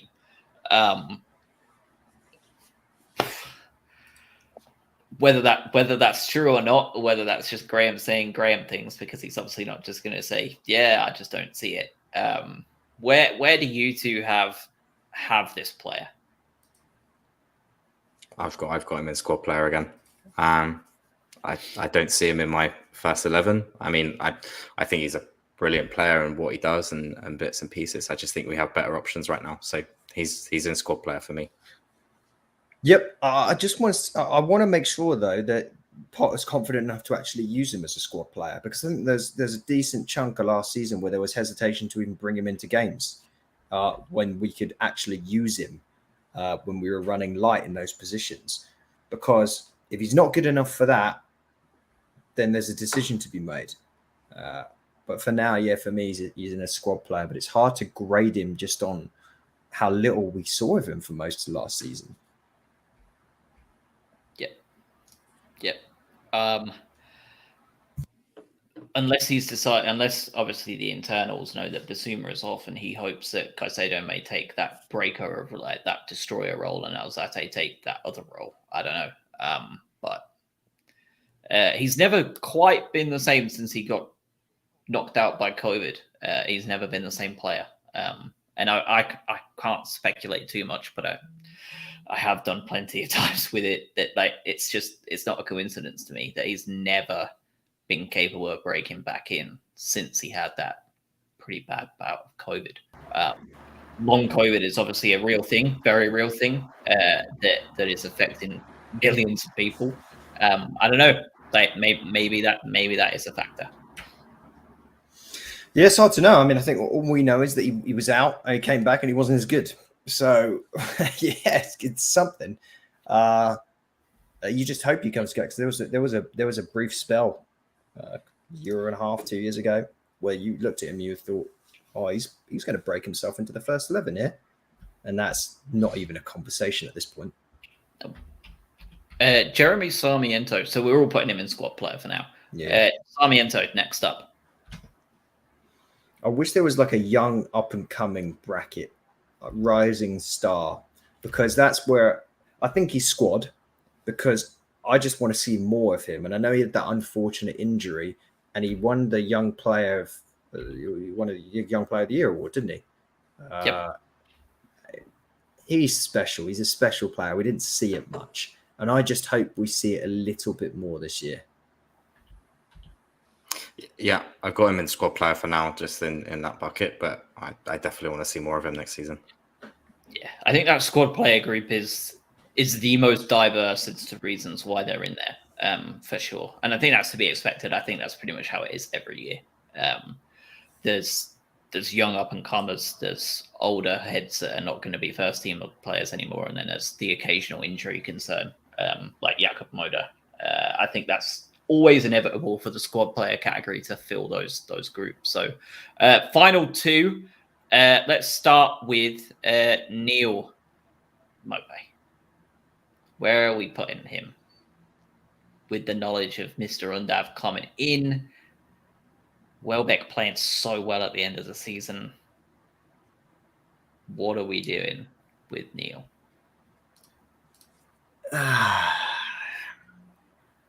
I mean, I've already gone out and said I don't think he plays for the club again. I still don't think he plays again.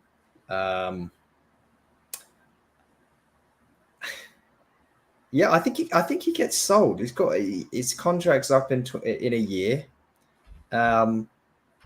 Because realistically, you have to think, unless something crazy happens next year, and I don't know, Undav gets injured, Maupay stays in the team, he comes in, he scores 12 goals. He's not signing another contract. So all you're saying now is just, okay, well, do we keep him as a rental for 12 months in case someone gets injured? Right? Kind of. Because I don't think he's your starter anymore. I just don't. You re-upped Welbeck. He's proven that he can lead the line. You've just brought in another player who led the Belgian Pro League. We're being rumoured for other strikers. I just don't see a role for him. Craig? It's a tough one, isn't it? I think partial agreement that, if he stays, he's in that squad player role where he's not starting. So in that respect, if we're going off the premise that he is staying at this club next season, which I don't think happens if he's not first team or first 11, sorry, but I think he's squad player if he stays. He has the quality, we know he does, but clearly he's not doing it on a consistent enough basis for us to have him dead set in that first 11. I'd get rid. I really would. Oh boy. I just don't see the reason to keep him. Undav is potentially, technically, a better version of him. Obviously, the caveat is he could be shit, but he's the better version of him. We've got Zakiri coming back, who can play that backup role because he's played almost every game for Augsburg this season and played okay by all accounts. Yeah, like you said, it's not the only one, right? He's not the only option. We've got plenty of others coming up as well. We've got players that are happy playing in an offensive role. We've just talked right at the beginning of the show that the two top scorers in the Premier League this season, neither of those were strikers. We started seeing goals come from everywhere at the end of this season. I'd get rid of him. Cash in on him while he's young. Someone will take him. You'll have a championship team take him. We'll get almost all our money back from a championship team. Genuinely think we would at his age and the fact that he's scoring 8-10 goals a Premier League season. They'd see him as another potential Mitrovic, where they can get themselves guaranteed promotion to the Premier League on his back, and I'd do it. It's so hard. It really is, because when he got dropped from the team, that was in that horrible run. Now, was that run due to Neal Maupay, or was that run due to the team's performance, or was it a combination of both? That's the problem that we're never able to isolate with Neal. And then during the first half of the season, Josh is off messing about with his fan. He was electric, wasn't he? In the opening part of the season, Maupay was electric. There was no doubt about it. But after that Palace goal, not a lot happened until December. And then he had that spell outside of a goal at Watford. He scored once from Boxing Day until the end of the season. That's just, you just can't do that. Even if the team is just even Timu Pukki was banging goals in for Norwich. Like, that's the problem. He's so frustrating, because he's like, when we went back earlier, if anyone's joined late or skipped over some of this, my backup best moment of the year was Neal Maupay's goal against Palace. And I think a lot of people would share that. Like, he's such a talisman for this club. But he's also, I don't think anyone in the club pisses us off more than Neal Maupay, because you're like, come on, can you just be as good as we know you can be? I think it'd be such a shame if we sell him, but I think it has to happen. It's like a failed experiment. It's like a bad relationship you've got to get out of, but you're also sad at the same time. some cost fallacy. Yeah. All right, where are we putting him? What category, after all the dust has settled? Where are you putting him? I think he's expendable. Craig? Squad player. I'll stand by it. It's not a ringing endorsement for Neal, is it? That we've got 2 expendables and a squad player. Yeah, not great for him. Either which way, even if we'd have gone with just squad player, it's not great for his outlook. But he sits in the expendables. Unbelievable. And then the last one, but not least, Mr. Danny Welbeck. Where are we putting him? Club legend, untouchable. I love Danny Welbeck. I think he's great. He's first 11 for me. I think so. Given what he's been doing the last third of the season as well, I think just singing his praises and just being, that guy that we know he can be. I think it's first 11 for me too, but it's close. I think you could argue for squad player as well in terms of how long he's been involved and his injury issues as well. But benefit of the doubt and how well he's finished the season, it's first 11. Yeah, unanimous actually. I would go on record saying the same thing, despite wanting to get rid of him 8 months ago. I would definitely put him in there. His renaissance has been unbelievable again. If only he could stay fit. I think he'll probably be beaten out by Undav sooner or later. If he is all we want him to be. Inevitably, he will not be in that first team group. But after the way we ended this season, the goals that were coming from everywhere, and so many of them he was integral to without touching the ball. Just his off-ball movement was unbelievable. So, yeah, for me, first 11 player as well. Could you imagine if we did this assessment 10 games into the season, 20? Because there's so much movement. Because throughout the season, people basically said, like, Bob Sanchez would be expendable. After the first few games, you probably would have been like, "Oh, Cucurella is a squad player, just one person." Yeah, true. Yeah. Like we would have said, Gross expendable, Maupay only for the right price. No way you're taking Neal Maupay off our hands. Like it's amazing how much Caicedo wasn't at the club. It's ridiculous. And that's like you just said, that's football, though, isn't it? That's the beauty of it.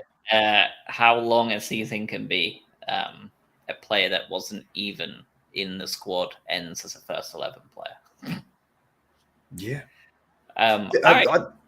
One last thing I'll say, this felt like a bit of a watershed moment just in the Premier League as a whole around January transfers this year, didn't it? Because this was the first season where clubs signed players in January and were like, they really changed the fortunes of the team this season. I think you can classify Caicedo in that bucket. The Spurs signings, significant changes. That is very important going into this year, as we talked about before, when you've got a Qatar World Cup right around that same time in December leading into January, which is going to cause an absolute cluster. Yeah, it's going to be so bad. That's all of them. So in the expendable get rid column, the boys have spoken. Steele, Duffy, Roberts, and Neil Maupay. One of those is not like the others. But those four enter the expendable get rid Hall of Fame. Squad players: Adam Lallana, Jakob Moda, Solly March, Steven Alzate, and Sarmiento. Variety of reasons there that we're putting those players in that bucket. Our first 11 players: Webster, Dunk, Veltman, Alexis McAllister, Wepu, Gross, Caicedo, and Welle. So we've got a fair group there. How many's in the first 11?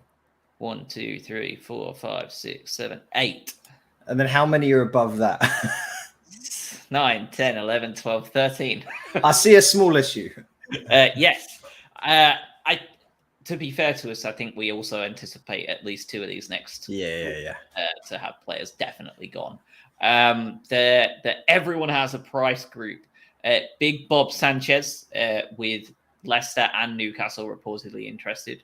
Tariq Lamptey is also in the everyone has a price group. Bissouma with just about every big club under the sun and Villa and Newcastle interested. And then Trossard as well, who's also been doing the rounds in terms of people being interested, but obviously pretty important to us this season. And then in the untouchable group is the one and only and the standalone man himself. Not unanimous decision, but he's in there regardless, and that's Marc Cucurella. When the club does accept a fee of any price, you guys are going to look really silly. I'll just be sad.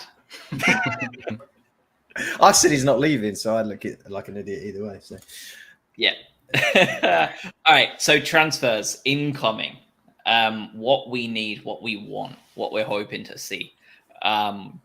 So really, here it's super simple. Just name 1 or 2 positions that you would like to see improved and why, and any players that have struck your fancy in terms of those possible signings. So this is your time to get on Football Manager, get on FIFA, although FIFA is not really as impressive at all, or just get on those random niche websites and find some players you like the look of. Adam, I'll start with you. What is one of your positions of need going into this summer for Brighton and Albion, and what names, if any, do you have that you would like to see us venture a look at?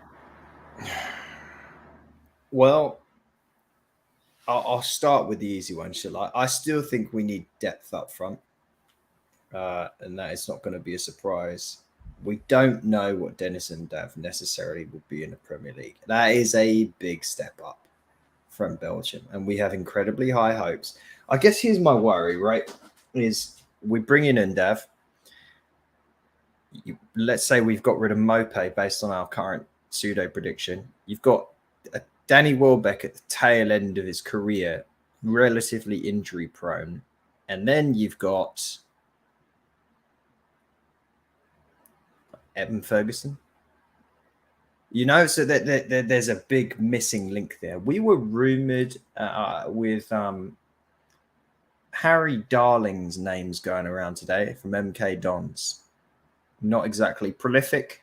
I don't know whether he'd necessarily be the right kind of fit. He's about 6'2". He scored only a handful of goals this season in League One. 7 goals in 41 appearances. I can't imagine this is anything but a signing for the younger crew, the academy system. I don't have a name for who I think we should sign up front because everyone's looking for a forward. But I do know that even with Undav, I think they're still hunting for a striker. It's not exactly a massive claim to fame, is it? But yeah. I'd be shocked if we don't also have that on our list, though. Craig? Yeah. It's one of those weird ones where it's probably the position we keep talking about year after year after year, and for once I see the rest of the team and I go, oh, we've kind of got it covered. You've got Matoma coming in for that sort of presence on the wings and being able to switch those guys out. We're perfectly happy with Gross signing another year and Solly March being the quintessential squad player that we have. My only concern, similar to Adam, is up front. Is who do we have to challenge? With the Undav, assuming that Mopé is out, and you'll have the Undav, Welbeck, and another. I don't think Ferguson's that guy to be in that 3 right now. He seems to be, but maybe that trust will be there. It just depends on the movements, I guess. I think it has to be another striker, because I think you're right. The step up from the Pro League to the Premier League, especially with what we're expecting of him, it'll be a lot to handle for someone. But here's hoping. I think we need another one. Yep. I had 2 names on the list. One that was talked about a fair bit in January, Benjamin Brereton Diaz. Yeah, that's right. Yeah. Blackburn didn't come up. Kadra has played with him. We haven't even talked about Kadra, by the way, who could end up breaking his way into that group as well in the squad. Already got a good relationship there. Would definitely be available to us as a price tag, wages, everything. I think he's definitely an option. And the other one I had on that list is João Pedro from Watford. Very talented player, but just it doesn't seem like anyone in that team really knows how to use him. Because whenever they do play him, he's clearly very good. They don't seem to know where to put him, because they've got players like Dennis and Sarr that are currently playing ahead of him, and they want to be able to play all 3, but they can't. So he was up there for me, and I think you would get him a lot cheaper than you get Dennis. So that was the other reasoning behind that. I would love Emmanuel Dennis just for what he produced, but I mean, they'd be asking stupid money for him.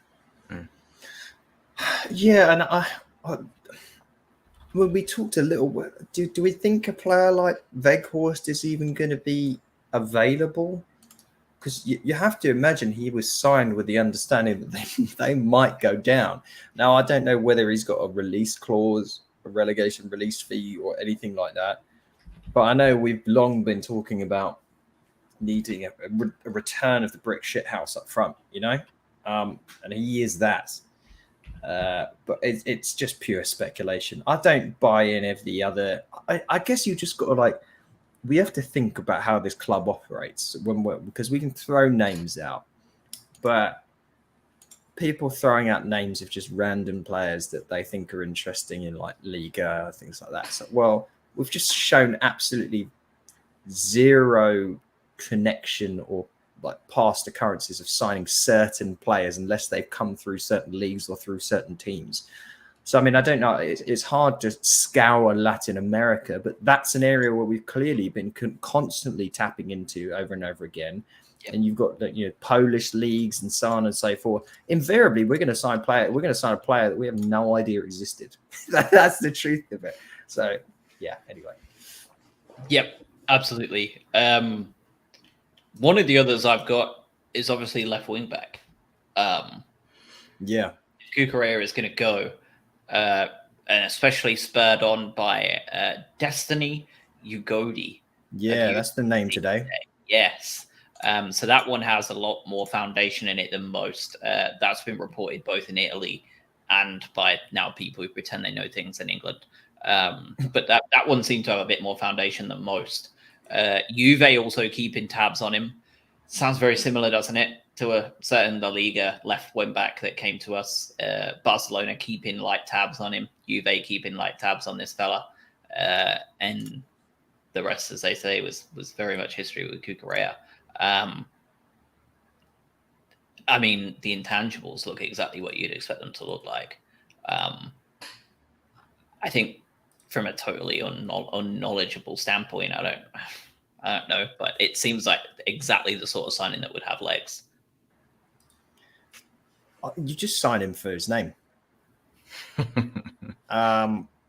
You just want to say that's your destiny. From what I read earlier, it sounds like he is owned by Verona, was on loan at Udinese, but then Udinese, I think, had an option to buy him at the end of this season. They're going to do that and then invariably sell him to someone else. But yeah, 19 years of age, 6'2". Yeah, 5 goals last season, I think it was, from left wing back. I mean, it's just the thing though is, well, firstly, if the Juve stuff's real, then I mean that's Godspeed. Yeah. But because Juve are on their standard vacuum up all the free transfer talent program, because what they're getting Pogba. Who else is it they're signing at the moment? Someone else significant. The name's escaping me. If you sell Cucurella for 60 million, I want someone on. I feel like you've already got money from last year. You're probably going to sell Basuma. If you sell Cucurella as well, we're suddenly talking about like 100 million quid. I want at that point, I want a name somewhere in the team. Yeah. Yeah. I don't think they will, but I agree. They're not going to break the wage structure, I don't think. I feel like what's the wage structure now? Because Lallana's 90 whatever, and he goes in 12 months. So you could basically just borrow it 12 months ahead, couldn't you? Knowing that Lallana's going to be off your wage budget. Yeah. 100.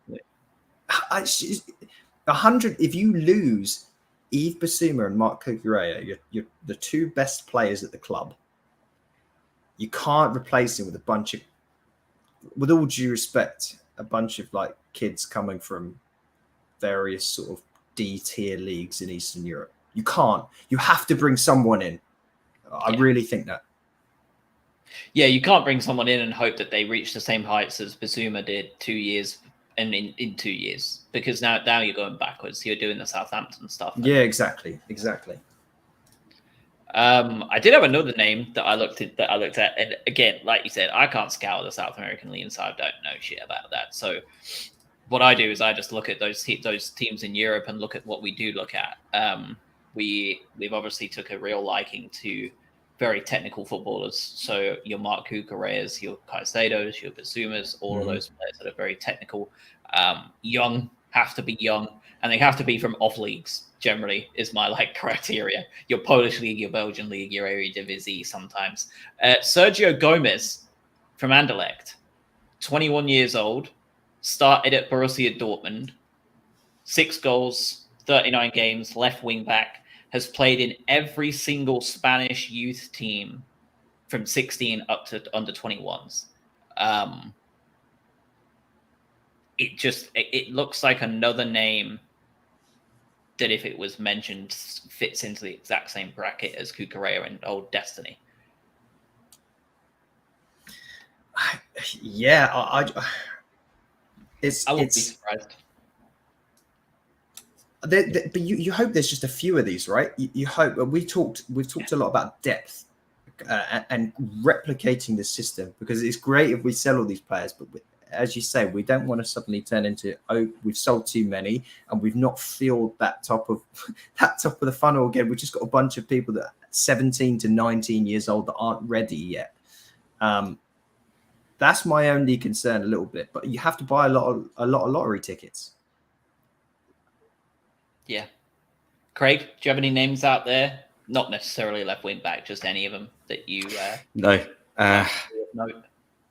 Not too many. I think the only thing will be probably on the scout out for the next Lamptey or Livramento or Lewis Bates, when eventually these kids from the top 6 start looking for first team football. So I wouldn't be surprised to see one of those in. someone around the Cole Palmer or James McAtee type vibe, where you see these young kids come in looking for first team football. It's worked in the most part for those that have been looking at it. One of those would be great, but yeah, I think it's hard to tell. I think striker's the main priority. Let's see what happens there. Yeah, and I think we've seen, like you said, we've seen a lot of those start to get their just desserts, and I think you're going to see a lot of those players feel the same way. You're going to see those players that you're mentioning there go, well, Lamptey did it, and Livramento did it. If it wasn't for his brutal injury and all that sort of stuff, like these players are leaving these clubs and they're going on to great things. I think the only other one that popped up for me was Bissouma replacements, because we don't seem to have one. And the two that I'd seen on Smarter Scout is what I use. It's like a fun little website where they like mix they like try and translate what Belgian league stats look like in a Premier League player, if that makes sense. So like they're like, okay, they weight them as to like, okay, he scored 40 goals in Belgium, but like how good is that in Premier League goals, like exchange rates?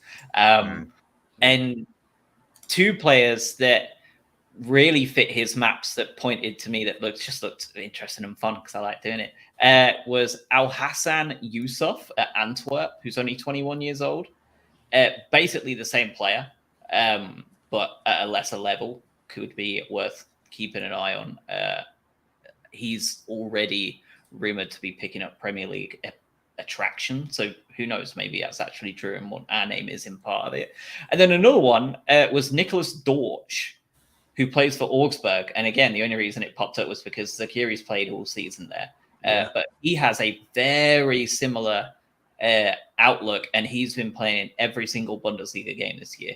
Again, I don't know anything, but I just like to look at these names. And they're two interesting ones that I think will move this year. And I wouldn't be surprised if both move to the Premier League. And in the last 2 years, I've been quite good at these names, at least getting them moving to the Prem. They very rarely come to us, sadly. but they're worth keeping an eye on. Here's one random name. Just going back to the striker one, because how much have you seen much of? I think it's Lois Openda. He's been playing for Vitesse in the Eredivisie this last year. 19 goals, second top scorer behind Sebastian Haller. And I believe he's on loan from Club Brugge. So there's that sort of melding of leagues where we've plucked from in the past. 22 years old. Belgian, so there's a crossover a little bit there with Trossard on the international level. I'm sure he's probably going to be rumored to be going to, I'd say a tier above, 9th place finish. But you know what I mean? I'm sure there's talks of other clubs out there as well for him. But that's another one. Just if we're throwing names out and I want to get credit in the future, if there's an off chance that this happens, stick me next to Openda. That's why I do it. Just don't forget. Don't forget where this came from. Because genuinely, like some of these players, that's a great shout. I'd never even heard of him, but he looks exactly the sort of name that you would expect the Albion to look at. That pretty much covers everything I wanted to go over today. What about you two? Happy with that? Almost a 2-hour extravaganza. Yeah, God, if you're still listening, I know. Yeah. Congratulations. We're sorry. I think I've definitely all my like player rumors discussed because we're so early still at the moment. Yeah. I think we covered everything from the names that have cropped up. I'd just be interested. I think if there's any massive moves, it would be fun for us to hop back on this in the summer. In a few weeks and see where we're at. The fallout. If a Cucurella does go for 60 million, God, we're going to be having a big old chinwag on that. That'll be emergency pod levels. Too right. Yeah. All right, boys. It's been emotional. Thank you very much. And we'll be back. Who knows when? Well, at worst, we'll be back for our preseason preview as to what the hell's been going on all summer. I suspect you're going to hear from us much sooner than that in regards to something nuts, because I think you're going to see a lot of money being thrown around at us, if not by us. I think there's going to be a lot of money thrown our way this summer. We'll see what happens. But Yeah. all in all, amazing season. So this is Unreal. A++. Yeah. Have a wonderful Chisel. summer, everyone. Like I said, I'm sure you'll hear from us sooner than later. But be safe out there. Get a nice tan. Don't get burned. Wear sunscreen. enjoy the World Cup. Oh no.